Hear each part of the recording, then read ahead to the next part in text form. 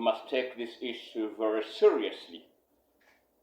The issue of releasing political prisoners doesn't have any condition to attach.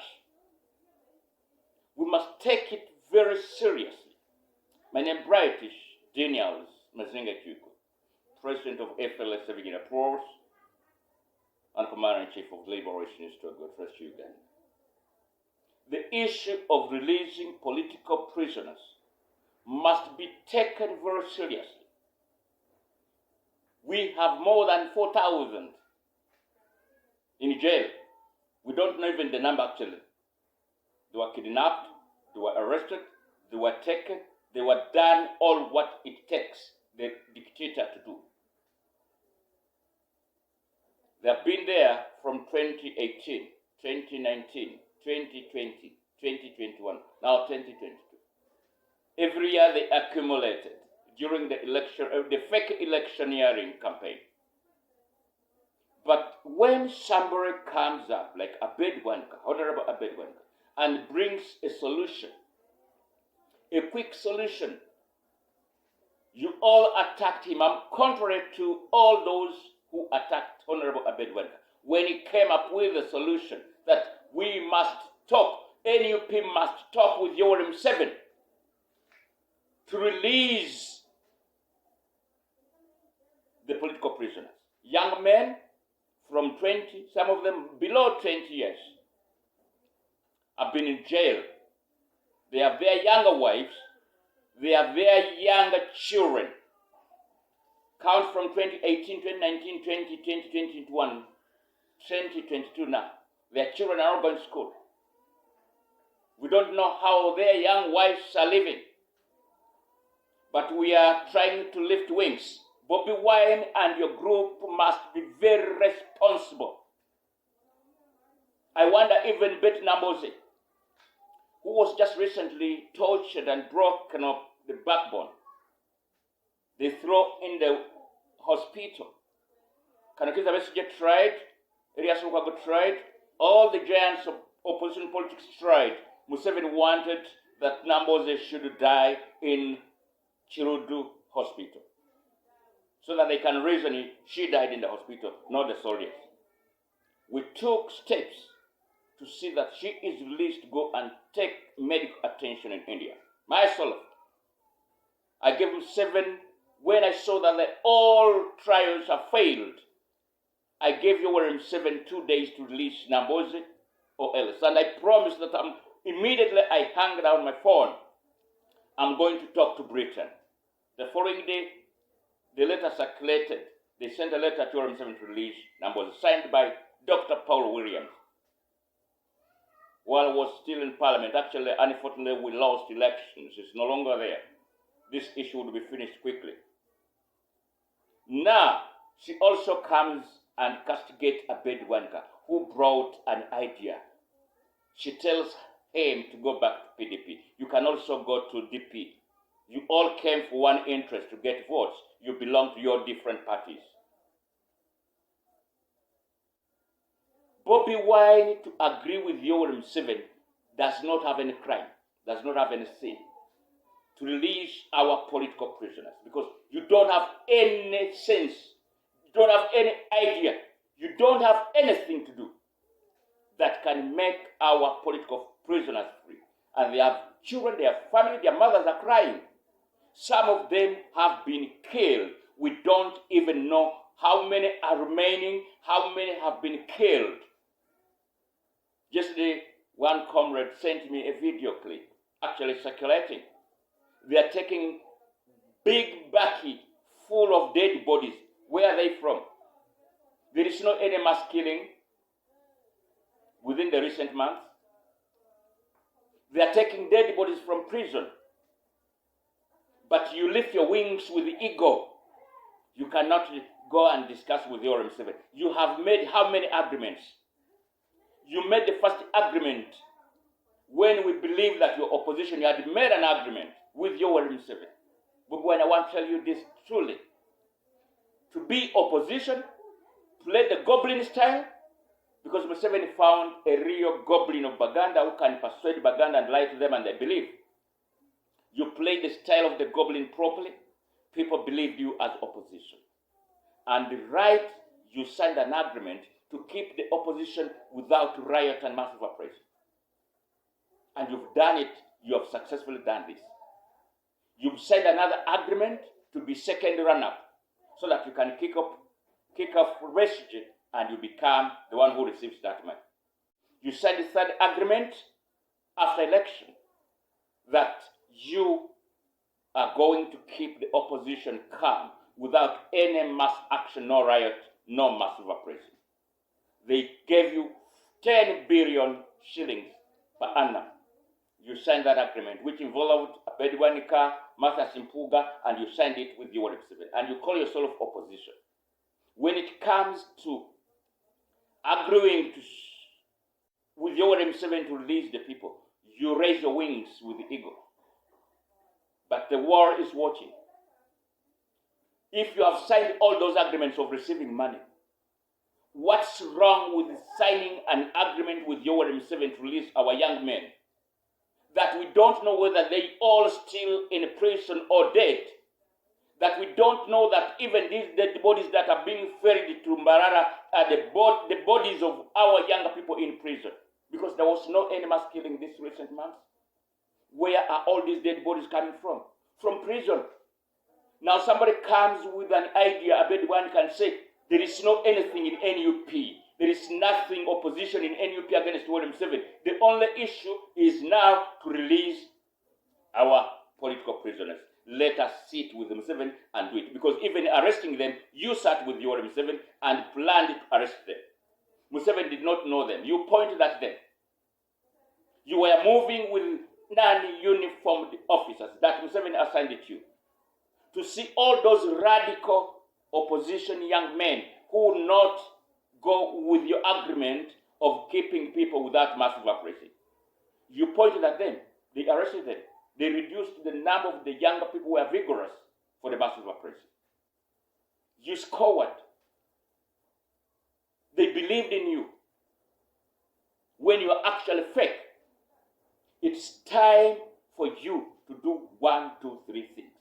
You take the case of all these atrocities during your campaigns to United States High Court, International Criminal Court, Commonwealth International Court, and the British High Court. Secondly, it is either you do that or you announce a massive operation if Yoweri Museveni does not release these people. Or else put money there. Put money there. $15,000. Take the people, talk to the people who can do any action and declare if Yoweri Museveni does not do this, release our people, you're going to do this. If you don't want to discuss with him. If you fail all these 3 options, you must sit with Yoweri Museveni and release our people. You must sit with Yoweri Museveni. You have been sitting with Yoweri Museveni on several occasions. You are talking about law.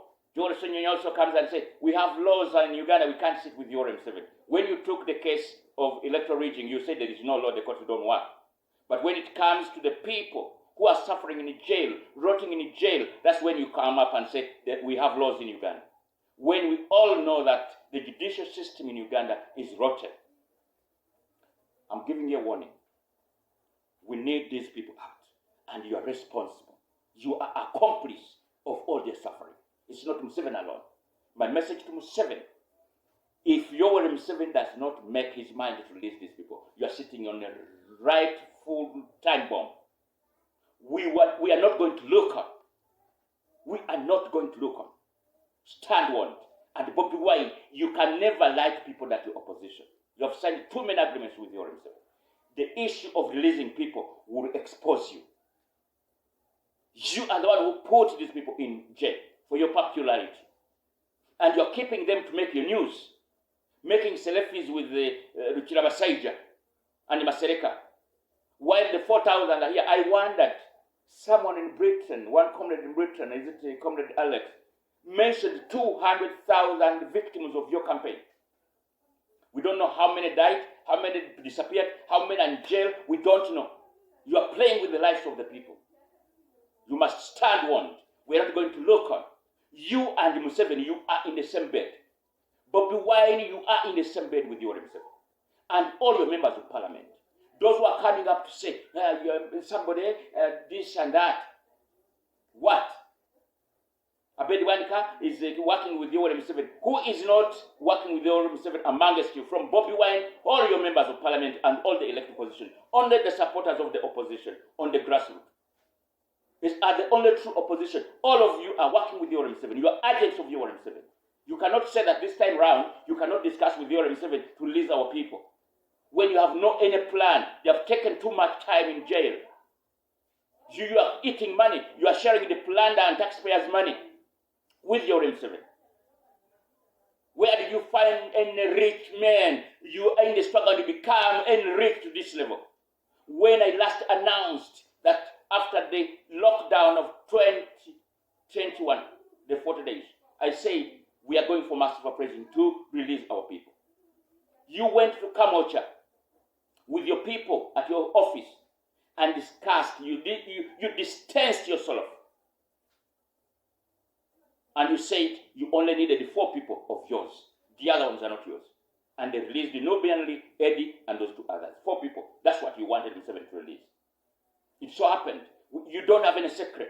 Every agreement that you've done with Yoweri Museveni, we know it. There is no secret. Because even in the movement themselves, they are in factions. They release information that we can understand what is happening between you and Yoweri Museveni. There is no secret.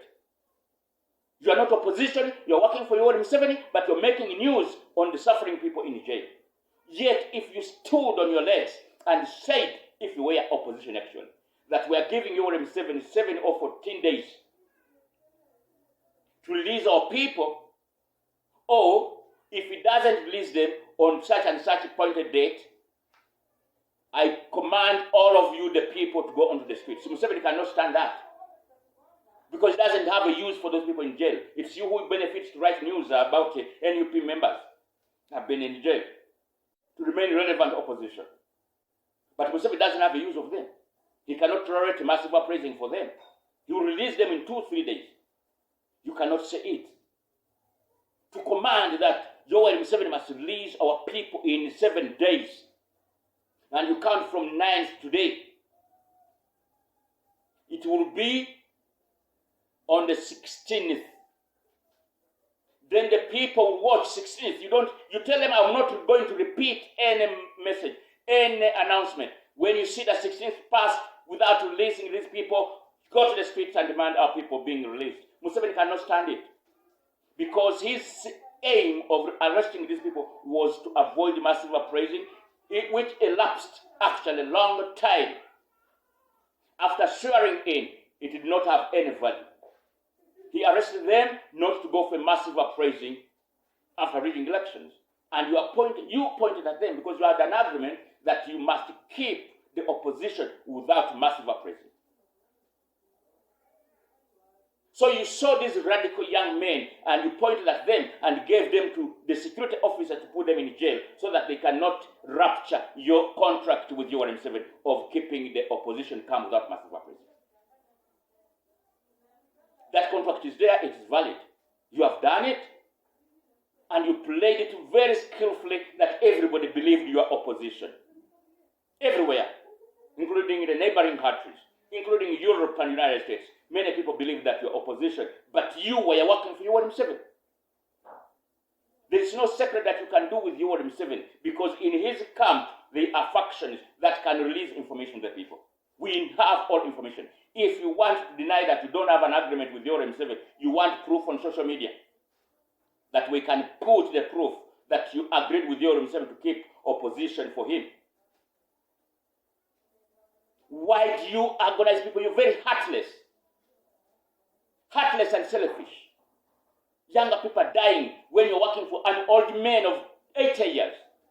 You leave the younger people to die, to suffer, when you are working for a man of 80 years. What's your brain about? What is your brain? The future vanguards of our nation are being tortured, suffering in jail. You are playing a game for an old man of 80 years. You call yourself opposition, freedom fighter. If you can't fight for the people in jail, close to 4,000, how are you going to fight for 45,000 million? 45 million people. When you cannot just fight for the plight of the people in jail that actually jailed for you, you can't fight for the 54 people who were shot dead when they are demonstrating for your arrest, treacherous arrests, to capture those who love you much, and they put in jail. When you came out, you just didn't even do any step to seek the justice. The international community is watching, is waiting for that case in ICC. 54 people were killed on 18th and 19th November 2020. You just kept it that side because you are an accomplice of all what happened during your campaign. We know you fear even that the investigation of International Security Council will reach you. But all that notwithstanding, the people in jail must be released. Because the other ones you feared even to take the case to International Criminal Court of your own driver that was killed by Special Forces Command, because you agreed with them to kill him so that you can get popularity. A heartless man hoodwinking the whole community of Ugandans, hoodwinking the whole population of foreign countries.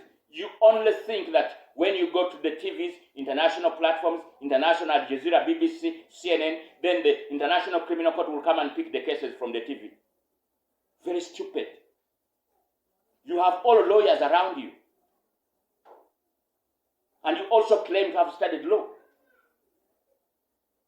Half of the 57 members of parliament of NUP, your members of parliament, claim to be lawyers. They can't even draft a small application of 2 pages and take to International Criminal Court. They can't even draft a small page of 1 page and take to International Commonwealth Court, or to United States High Court, or to British High Court. Now you don't even know that developed states have got courts that can even govern third world societies. Mbianga Ngwema, Theodorus Mbianga Ngwema, the real opposition, they had the real opposition. They took Mbianga Ngwema to France High Court for looting, not killing people, looting, corruption. And they took Mbianga Ngwema to another high court in the United States, and he was held liable and guilty. United States confiscated $70 million that Mbianga Ngwema took out of the government of Equatorial Guinea and banked it in the United States. Those courts are waiting for cases because in Uganda we don't have law. Despite the fact that you claim that Uganda there is democracy. When you're talking to Ugandans, you say there is democracy, that's why you go for. That's why you wanted to go for elections. Democracy works. Even yesterday, your spokesperson and you yourself, you said the release of these people will be premised on legal framework. When you are going to put the application of the people who voted on the 14th January 2021, you said the courts are biased and withdrew the charges.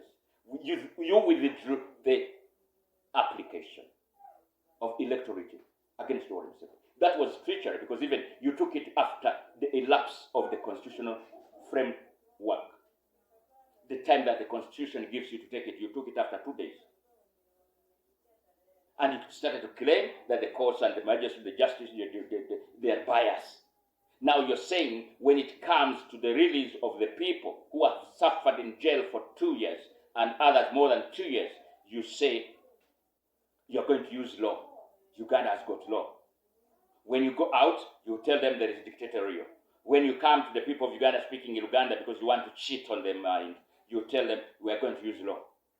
Which law? Did they establish the law after Abed Wanika coming up with this solution?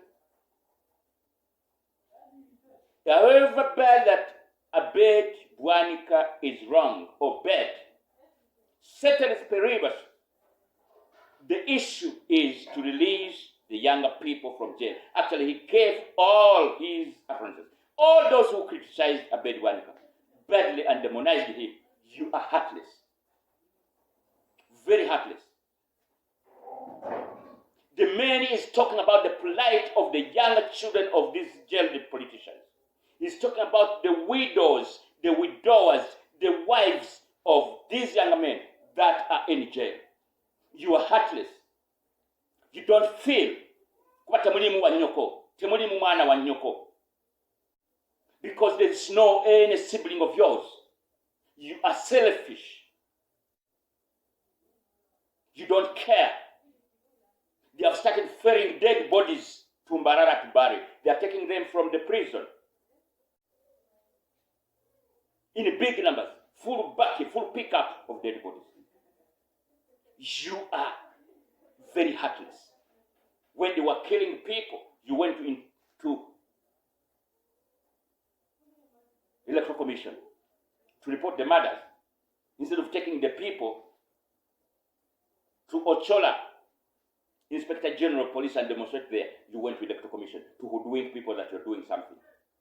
As if you don't have brain. That the cases of murder go to police, the law enforcement. You have done all the treachery. We have seen all your treachery. But this time round, you are in for it. You are supposed to be counted liable. And I want to tell you, if you don't do it, either take the cases to those courts that I mentioned, or announce a massive uprising if your M7 does not release our people. Or sit with your M7 to release the people. And lastly, I want to tell you, M7, you are sitting on a time bomb. You're going to see fire if you don't release those people. We are not going to look on. That's my message to your M7. To Bobby Wine, I gave you 4 options. If you don't do it, we are going to battle. We are not going to look at you. Hoodwinking our people when you are sitting in bed with your M7. And you leave the people to suffer, to make news for you. NUP members have been in jail. The man comes up with the idea, you show your egoism.